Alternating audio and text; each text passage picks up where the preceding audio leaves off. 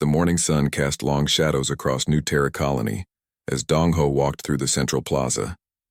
Children's laughter filled the air as they played games between the small buildings that made up their home. His 8-year-old daughter Nari ran past him, her dark hair flowing behind her as she chased her friend Minho around the water fountain. "Slow down, little one," Dong-Ho called out with a smile.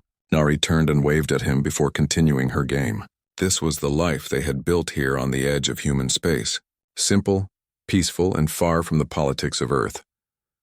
Dong-Ho had been the colony administrator for 5 years now. He watched over 800 people who had left everything behind to build a new world. They grew food in the rich soil, mined rare metals from the mountains, and slowly turned this planet into a second Earth. It had taken 20 years of hard work, but New Terra was finally home. His wife Soo-Jin appeared beside him, carrying a basket of fresh vegetables from their garden. "The harvest is good this year," she said, watching Nari play. "Maybe we can finally build that school we've been planning." Dong-Ho nodded and put his arm around her. Everything was perfect. Too perfect, perhaps. The peaceful morning was shattered by a sound that made everyone look up. A massive shadow fell across the colony as something huge blocked out the sun. The children stopped playing. Adults came out of their homes, pointing at the sky. Above them hung a ship unlike anything they had ever seen. It was enormous, easily the size of a city. Its dark metal surface was covered in strange symbols and weapon ports that glowed with threatening energy. This was not a human ship. "Get the children inside," Dong-Ho ordered, his administrator training taking over. But it was too late. Smaller ships were already descending from the massive vessel, landing in the plaza with loud crashes that shook the ground. The ships opened, and creatures walked out that made the colonists step back in fear. They were tall and thin with gray skin and 4 arms. Their faces were flat with large black eyes that showed no emotion. They wore dark armor and carried weapons that hummed with power. One of them, larger than the others with gold markings on his armor, stepped forward. When he spoke, a device on his chest translated his words into human language. "I am Admiral Kolvex of the Valerian Empire," the alien announced. His voice was cold and commanding. "This system now belongs to us. You have 24 hours to leave." Dong-Ho moved forward, his hands raised peacefully. "Please, Admiral. We've lived here for 20 years. This is our home. Surely we can work something out." The alien's black eyes focused on him. "You are trespassers on Valerian territory. You will leave or you will be removed." "But we have families here," Soo-Jin said, stepping beside her husband. "Children who were born on this world. This is all they know." "Your breeding choices are not our concern," Admiral Kolvex replied. 24 hours. The colonists gathered around Dong-Ho, their faces filled with worry and anger. Old man Jae-sung, who had been one of the first settlers, pushed through the crowd. "We won't leave." "You can't just take our home." Other voices joined in. "We have rights." "This is human space." "You can't do this." The Valerian soldiers raised their weapons and the crowd fell silent. But then something happened that changed everything. Little Nari, who had been hiding behind her mother, stepped forward. In her small hands she held a bright yellow flower that she had picked from their garden. She walked toward the aliens with the innocent courage that only children possess. "Nari, no!" Soo-Jin cried out, but her daughter was already moving. The little girl stopped in front of Admiral Kolvex and held up the flower. "This is for you," she said in her sweet voice. "Maybe you can stay and be our friends instead of making us leave." For a moment everything was quiet. The alien admiral looked down at the small human child, offering him a gift of peace. Some of the colonists later said they saw something change in his eyes, a flicker of something that might have been doubt. But then one of his soldiers, a younger Valerian named Tharkun, raised his weapon. "Potential threat detected," he announced. "No, wait!" Dong-Ho shouted, running forward. The energy beam struck Nari before anyone could move. The little girl was gone in an instant. Nothing left but smoking ground where she had stood. The yellow flower lay wilted and burned. The silence that followed was more terrible than any scream. Soo-Jin fell to her knees where her daughter had been standing. Dong-Ho stared in shock, unable to process what had just happened. "The threat has been eliminated," Tharkun reported to his admiral. That's when the screaming started. Soo-Jin's voice broke the spell, and suddenly everyone was shouting, crying, pushing forward. The colonists were not soldiers, but they were parents, and they had just watched a child be murdered in front of them. "You monsters," Jae-sung shouted. She was just a baby. Admiral Kolvex raised his hand and his soldiers opened fire. What followed was not a battle. It was slaughter. The colonists had no weapons, no training, no chance. Men, women, children, elderly. It made no difference to the Valerian energy weapons. They cut down anyone who moved, anyone who spoke, anyone who looked at them wrong. Dong-Ho grabbed Su-Jin and ran, pulling her toward the emergency shelters they had built in case of natural disasters. Behind them, their world burned. Their friends and neighbors fell. Everything they had built was being destroyed. They made it to Shelter 17, deep in the hills outside the colony. A few dozen other survivors had made it to various shelters. They huddled in the darkness, listening to the sounds of destruction outside. For 3 days, they stayed hidden while the Valerians finished their work. When the alien ships finally left, only 42 colonists remained alive out of 847. Dong-Ho emerged from the shelter to find New Terra colony gone. Buildings were rubble.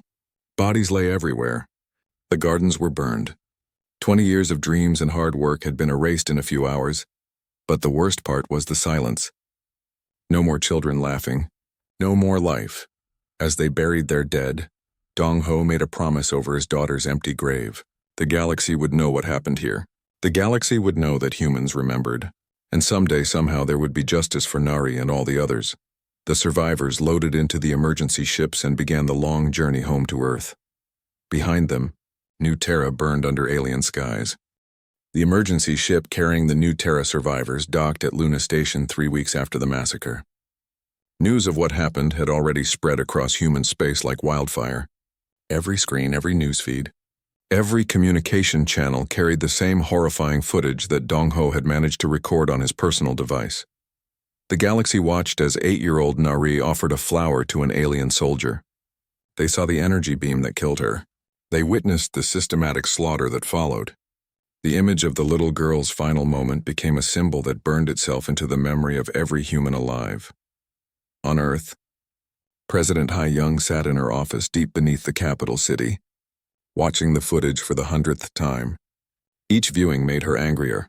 Around the conference table sat her military advisors, their faces grim. "The Galactic Council refuses to act," reported General Kyung-Soo, his voice bitter. "They say it was a territorial dispute. They claim the Valerians had legitimate claims to the system." "Legitimate claims," President Ha-Young repeated slowly. "To murder a child offering flowers." "The other species are afraid," added Admiral Boram. "The Valerians have one of the largest fleets in the galaxy. No one wants to fight them over a human colony." President Ha-Young stood and walked to the window that showed the underground military complex. Hundreds of levels stretched down into the Earth's crust, holding secrets that most humans had forgotten. Her ancestors had built this place during humanity's darkest hour, when they fought wars that nearly destroyed their own species. "What about our regular military?" she asked. General Kyung-Soo shook his head. "We have good soldiers, but our fleet is designed for exploration and defense. The Valerians have been conquering worlds for centuries. In a straight fight, we'd lose." "Then we don't fight straight," President Ha-Young said quietly.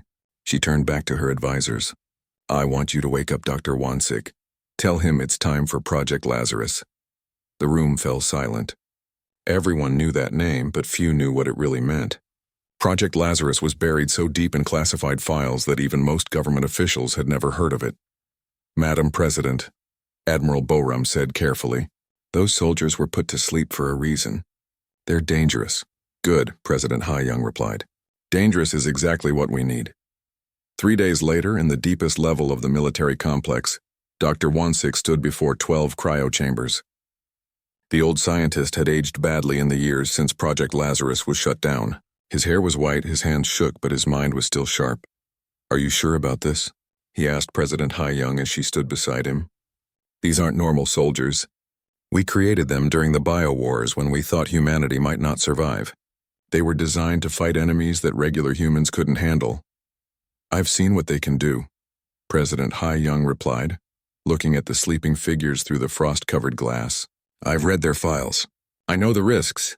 Dr. Wansik nodded and began the awakening sequence. One by one, the cryo chambers opened with hissing sounds. Warm mist filled the air as the temperature slowly rose.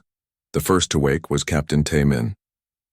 He sat up slowly, his enhanced muscles adapting quickly to movement after decades of sleep. His eyes opened, and President Hai-Young saw why these soldiers had been considered too dangerous for peacetime. Those eyes held the cold calculation of a perfect killer. "How long?" Taemin asked, his voice rough from the long sleep. 46 years, Dr. Won-sik replied. Captain Taemin looked around the chamber as his squad mates began to wake. Hyunwoo, the weapons specialist. Jin-ae, the infiltration expert. Seok-jin, the demolitions master. Mi-young, the tactical genius.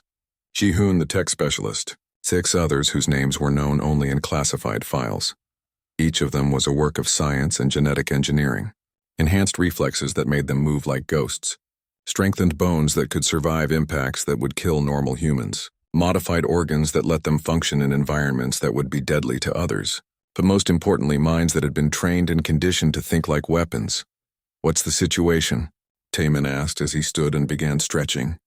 His body showed no signs of the long sleep. President Hai-Young activated a holographic display that showed the new Terra footage. The Phantom Corps soldiers watched in silence as Nari was murdered, and the colonists were slaughtered. When the footage ended, the chamber was quiet for a long moment. "How many died?" Jin-ae asked.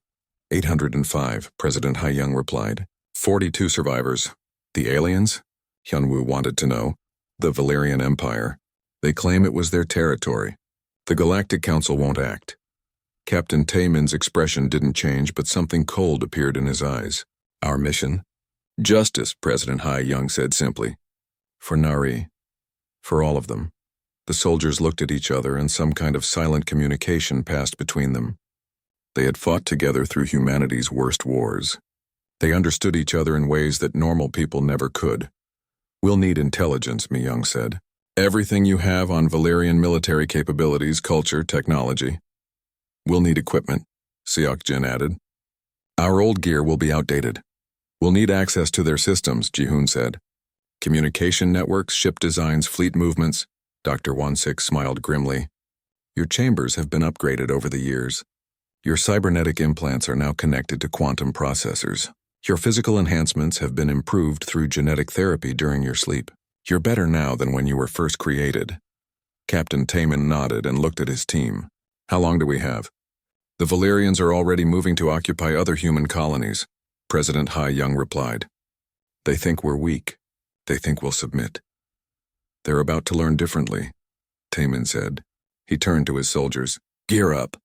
We have work to do." As the Phantom Corps prepared for their first mission in nearly half a century, President Hai-Young watched them work. These 12 people represented humanity's darkest capabilities, created during a time when survival meant becoming something terrible. She thought about Nari, about a little girl who had offered flowers to monsters. The galaxy was about to learn that humans could be monsters too when their children were threatened. The sleeping giants were awake, and they were very, very angry. 2 weeks after their awakening, the Phantom Corps had transformed an entire level of the military complex into their operations center.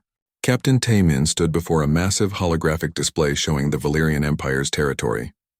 Red dots marked their fleet positions, military bases, and conquered worlds. "They're bigger than I expected," Hyunwoo said, studying the data. The weapons specialist was cleaning his rifle, a habit that helped him think. "Size doesn't matter if they're not expecting us," Ginny replied from her workstation. The infiltration expert was reviewing surveillance footage of Valerian soldiers. "Look at how they move. They're used to enemies who fight them directly." Mi-young, the team's strategist, pulled up psychological profiles on the main screen. "The Valerians are supremacists," she explained. "They believe other species are naturally inferior. That's their weakness." "Explain," Captain Taemin ordered. "They don't study their enemies because they assume they'll win," Mi-young continued. "Look at the new Terra attack. They used overwhelming force against civilians. No tactics, no strategy, just brute power." Ji-hoon looked up from his computer console. "I've been analyzing their technology from the attack footage. Their energy weapons are powerful but inefficient. Their armor is strong but heavy. They build everything assuming they'll have numerical superiority." Dr. Won-sik entered the operations center, followed by President Hai-Young and a man the soldiers didn't recognize. The stranger was thin and tired-looking, with eyes that had seen too much. "This is Dong-ho," President Hai-Young said. "Survivor from New Terra. He's volunteered to help with intelligence. Captain Taemin studied the civilian. You were there when it happened. I watched them kill my daughter. Dong-ho replied, his voice steady but cold. I want to help you make them pay. What can you tell us about their behavior? Mi-young asked. Dong-ho sat down at the conference table. They're arrogant. The Admiral Kolvex barely looked at us. We weren't threats to him, just obstacles to be removed. But there was something else. What? Taemin pressed. Fear, Dong-ho said. When Nari approached with the flower, I saw Kolvex hesitate. For just a moment, he wasn't sure what to do. They're not used to dealing with species that approach them peacefully. Seok-jin, the demolitions expert, looked up from the weapon schematics he was studying. So they react to the unexpected? More than that, Dong-ho continued. The soldier who killed Nari, Tharkun, he seemed young, nervous. He fired because he didn't know how else to respond to a child offering him flowers. Captain Taemin nodded thoughtfully. They're predictable. That's useful. Over the next week, the Phantom Corps prepared for their first reconnaissance mission. Their new equipment was a blend of human technology and improvements made during their long sleep. Their weapons were quieter, more accurate, and designed to penetrate Valerian armor. Their armor was lighter but stronger, with active camouflage systems that could make them nearly invisible.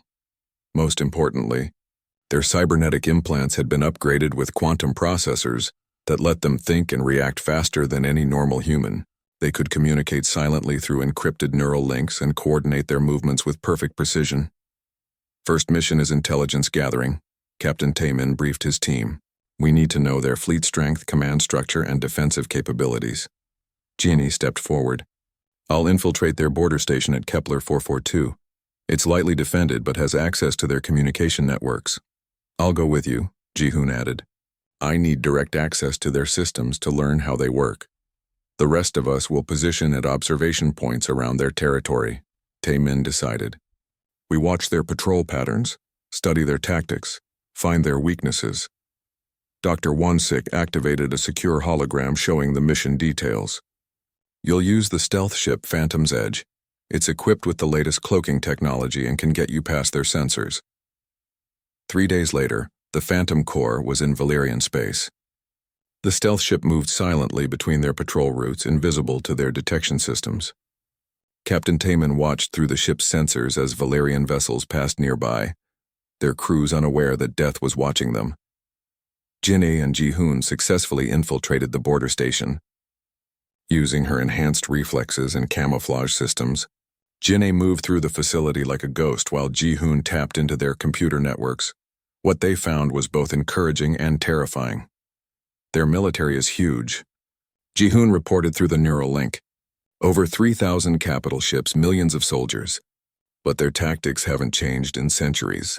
They rely on overwhelming force and intimidation. Ginny added her observations. Their soldiers are disciplined but not creative. They follow orders without question, perfect for conquest but not for fighting an enemy they don't understand.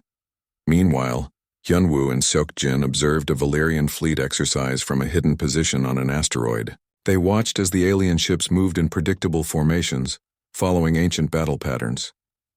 They're fighting the last war, Seok-jin observed. Everything they do assumes their enemies will meet them head-on. Mi-young was analyzing captured communications from a monitoring station. Their command structure is rigid, she reported. Orders come from the top down and lower commanders don't have authority to adapt. The most valuable intelligence came from an unexpected source. Captain Taemin himself infiltrated a Valerian supply depot, where he overheard conversations between officers. They're afraid, he reported to his team, not of us specifically, but of the unknown. They've conquered so many species that they've lost the ability to imagine being defeated. But the most important discovery was made by Ji-hoon when he accessed their historical databases. The Valerians have never faced an enemy like us, he explained, when the team reunited on the stealth ship. Every species they've conquered either surrendered immediately or fought conventional battles. No one has ever used guerrilla tactics against them. Because they kill civilians to prevent resistance, Dong-ho added grimly when they reported back to Earth. That won't work on us, Captain Taemin said. They've already killed our civilians. They have nothing left to threaten us with.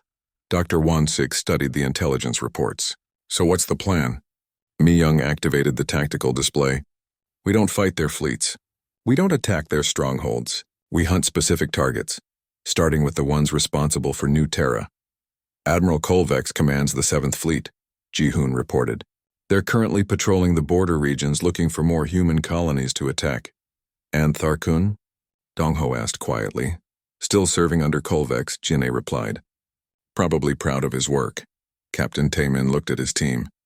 Each soldier's face showed the same cold determination that had made them legends during the bio-wars. Phase 1 is complete, he announced. We know our enemies. We understand their weaknesses. Now we begin the hunt. The reconnaissance was over. The real work was about to begin. The Valerian dreadnought Eternal Conquest moved through space like a predator hunting for prey. Admiral Kolvex stood on his command bridge, studying star charts that showed potential human colonies to attack. The New Terra operation had been successful, and now the Empire wanted more human territory. Sir, long-range sensors detect a small vessel approaching, reported Navigation Officer Velkaz. It appears to be a human cargo ship. Admiral Kolvex's forearms gestured dismissively. Destroy it. We don't have time for merchant vessels. But the ship didn't behave like a merchant vessel. As the Valerian weapons charged, the small craft suddenly accelerated and disappeared from their sensors completely. Where did it go? Kolvex demanded. Before anyone could answer, emergency alarms began sounding throughout the massive ship. Red lights flashed as the computer announced, hull breach detected. Sections 12 through 18, emergency containment protocols activated. Impossible, Kolvex snarled. Nothing could penetrate our armor. He was wrong. Deep inside the Eternal Conquest, Captain Taemin and his team moved through the corridors like shadows. Their active camouflage made them nearly invisible to Valerian sensors, and their enhanced reflexes let them move faster than the aliens could track. Ginny had used her infiltration skills to find a weak point in the ship's hull, a maintenance port that was lightly shielded and rarely monitored.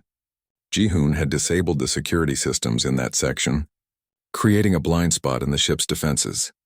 Now they were inside the most powerful warship in the Valerian 7th Fleet, and the aliens had no idea how much danger they were in.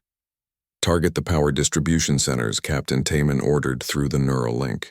Disable their weapons and engines first. Seok-jin moved toward the engineering section with explosives designed specifically for Valerian technology.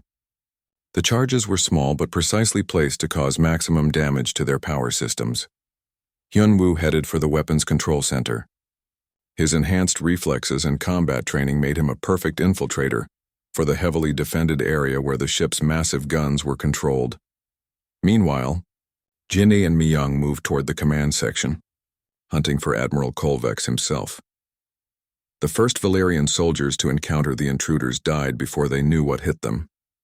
Captain Taemin's weapon fired silent projectiles that punched through their armor like paper.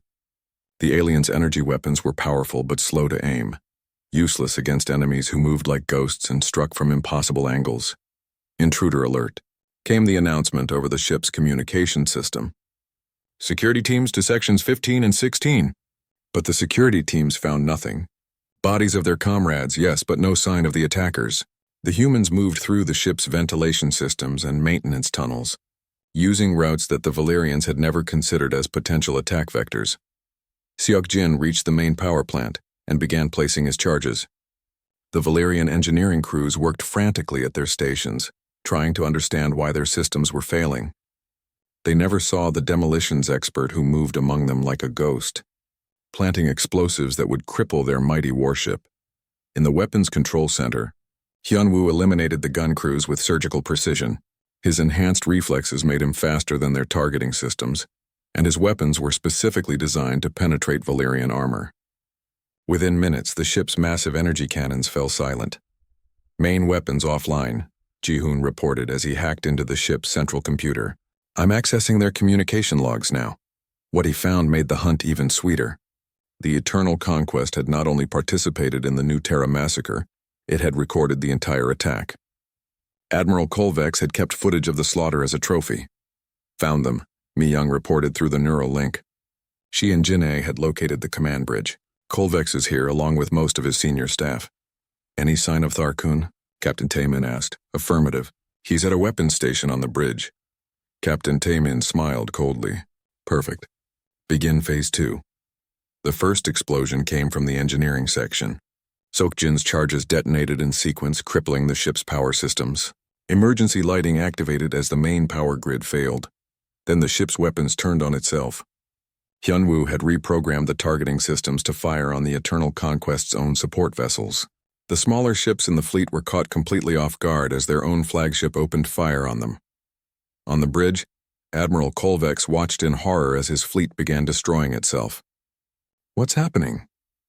he demanded. "Unknown, sir," replied his tactical officer. "Our weapons are firing without orders. Our power systems are failing." That's when the lights went out completely. Emergency power kicked in a moment later, but it was too late.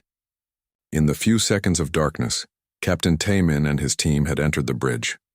The Valerian bridge crew found themselves facing 6 humans in advanced combat armor, their weapons trained on the alien officers. But these weren't the scared colonists from New Terra. These were predators, and the aliens were now the prey. "Admiral Kolvex," Captain Taemin said, his voice calm and cold. "We need to talk." The alien admiral reached for his sidearm, but Jin'e was faster. Her weapon disabled his hand before he could draw, and he collapsed to the deck in pain. "You're the ones responsible for New Terra," Taemin continued, walking slowly toward the alien commander. 805 humans died because of your orders." "You cannot be here," Kolvex gasped. "This ship is impregnable." "Your ship is dead," Mi-young replied, checking her scanner. "Engines offline. Weapons disabled. Communications jammed. Your fleet is in chaos." Captain Taemin spotted Tharkun among the bridge crew. The young Valerian soldier who had murdered Nari was cowering behind a control station. "You," Taemin said, pointing at Tharkun. "You killed the child." Tharkun tried to run, but Hyunwoo was already there, blocking his path. The Valerian soldier found himself surrounded by humans who moved faster than he could think. "She was just offering you flowers," Taemin continued. "An 8-year-old girl with a yellow flower. She was a potential threat," Tharkun protested. "I followed protocol." "Your protocol," Seokjin said quietly, "just signed your species' death warrant." Ji-hoon finished downloading the ship's databases. "I have everything," he reported. "Fleet positions, command codes, military plans. The Valerians are planning to attack 12 more human colonies in the next month." Captain Taemin looked at Admiral Kolvex. "Here's what's going to happen. You're going to send a message to your empire. Tell them that humans are no longer the helpless prey they think we are." "I will send no such message," Kolvex replied defiantly. "Yes, you will," Taemin said. He gestured to Hyunwoo, who activated a holographic projector.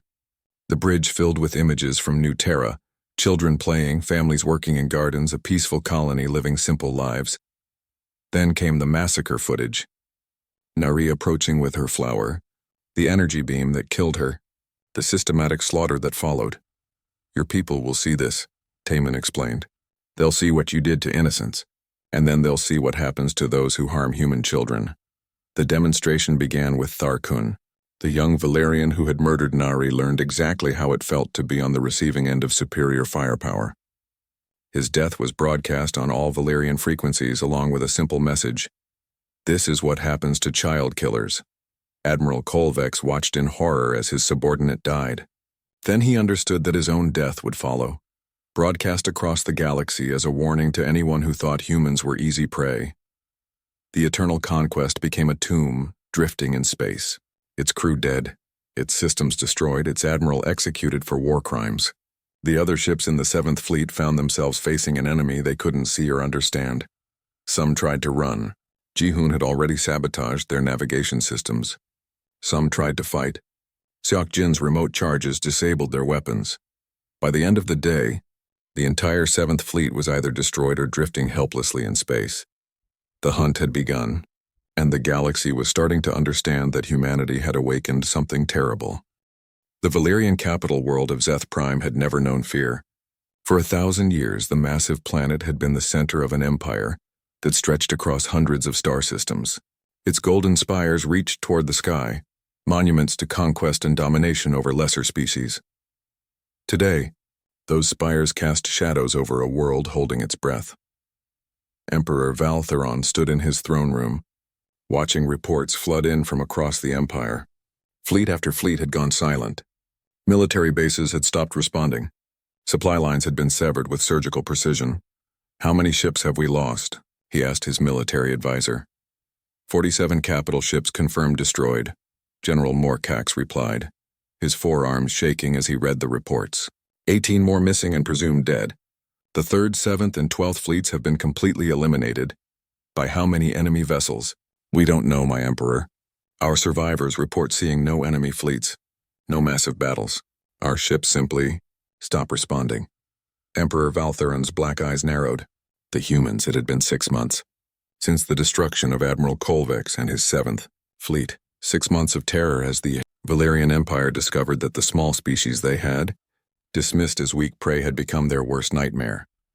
Captain Taman and his Phantom Corps had systematically destroyed every Valerian military unit involved in the New Terra massacre. They struck without warning, killed without mercy, and disappeared before reinforcements could arrive. But they hadn't stopped there.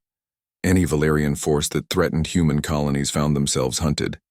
Supply convoys vanished in deep space. Military bases woke to find their defenses destroyed and their commanders dead. The mighty Valerian war machine was being dismantled piece by an enemy they couldn't see or fight. My Emperor, General Morcax continued nervously, the other species are beginning to take notice. The Zephyrians have withdrawn their trade agreements. The Altair Consortium is demanding reparations for the humans. Cowards, the Emperor snarled. They fear 12 human soldiers. Perhaps we should as well, a new voice said. Emperor Valtheron turned to see his intelligence chief, Commander Zek Lin, entering the throne room. The spy master looked haggard, as if she hadn't slept in weeks. Explain, the Emperor demanded. Zek Lin activated a holographic display showing tactical analyses of the human attacks. They're not just soldiers, my Emperor. They're something else. Our best warriors cannot match their speed. Our strongest armor cannot stop their weapons. Our most advanced sensors cannot detect them. They're still mortal, the Emperor replied. They can be killed, can they? Zek Lin asked. We've never confirmed killing even one of them. They strike, destroy our forces, and vanish. It's as if they're not bound by the same physical laws as other species. The Emperor was about to respond when alarms began sounding throughout the capital. Red warning lights flashed as the planetary defense system activated. What's happening? He demanded. A communications officer rushed into the throne room. My Emperor, long-range sensors detect a human fleet approaching the system. How many ships? One, my Emperor. A single vessel. Emperor Valtheron laughed bitterly. One ship dares to approach Zeth Prime. Destroy it. But the ship didn't behave like an attack vessel. As the planetary defenses powered up, the human ship broadcast a message on all frequencies.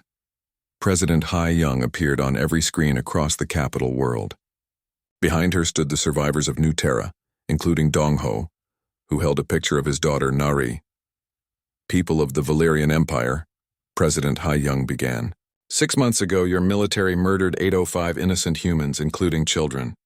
Your leaders called it a territorial dispute. Your soldiers called it following orders. The image switched to footage from New Terra. The galaxy had seen this before, but now it was being broadcast directly into the heart of the Valerian Empire. We call it murder, the president continued, and murderers must face justice. On Zeth Prime, Emperor Valtheron watched as his capital's defenses opened fire on the single human ship. Energy beams that could destroy entire fleets struck the vessel and passed right through it.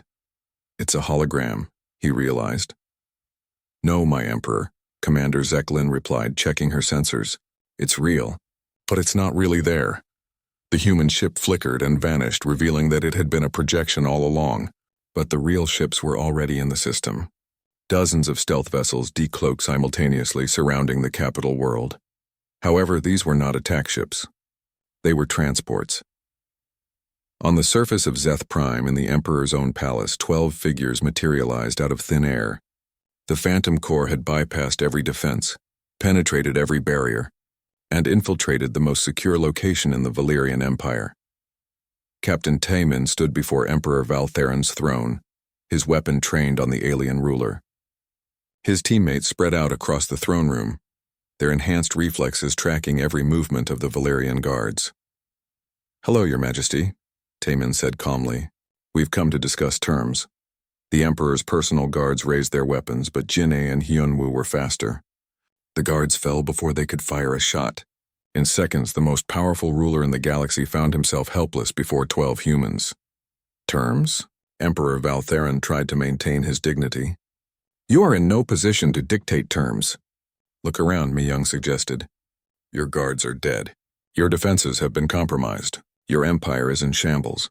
What position do you think you're in? Ji-hoon activated a holographic display, showing the true extent of the damage. Red markers across the star map indicated destroyed fleets, captured bases, and severed supply lines. In 6 months, we've crippled your military, he explained. Your empire is held together by fear, and that fear is no longer pointed outward. Your own people are beginning to question whether you can protect them. Seok-jin stepped forward. We could destroy this world.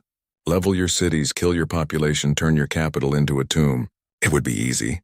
But we won't, Captain Taemin continued. Because unlike you, we don't murder civilians. The Emperor looked at the data and realized the horrible truth.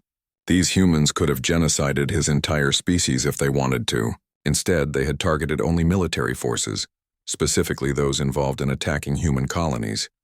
What do you want? He asked quietly. President Ha-young's image appeared on the throne room's main screen.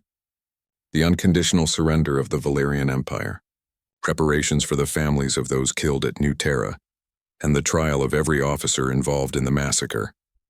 Impossible, the Emperor replied. The Empire will never surrender to a lesser species.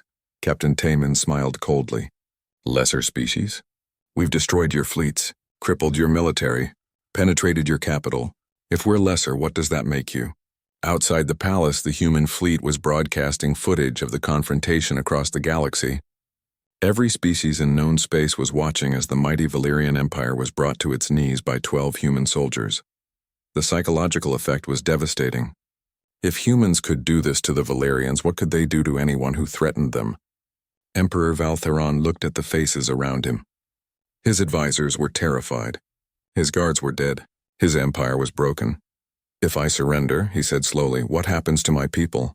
They live, President Ha-young replied. They rebuild. They learn that the galaxy is not theirs to conquer, and they never ever threaten human children again. The surrender was signed that day.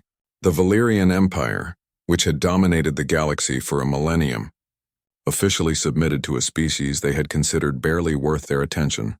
But the real victory came later, when the other galactic powers hastily recognized human territorial claims and offered non-aggression pacts. The message was clear: humanity was no longer prey. On New Terra, now rebuilt and heavily defended, Dongho stood before a memorial wall bearing the names of all who had died in the massacre. At the center was a statue of Nari, holding her yellow flower. Captain Taemin and his team stood nearby, preparing to return to cryo sleep.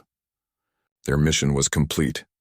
The galaxy will remember, Dongho said quietly. Good, Taemin replied. Let them remember what happens when someone harms a human child. As the Phantom Corps returned to their chambers deep beneath Earth, parents across the galaxy began telling their children a new story. They spoke of sleeping giants who would awaken if innocents were threatened. They warned about a species that looked peaceful, but could become the galaxy's most dangerous predator when their young were endangered.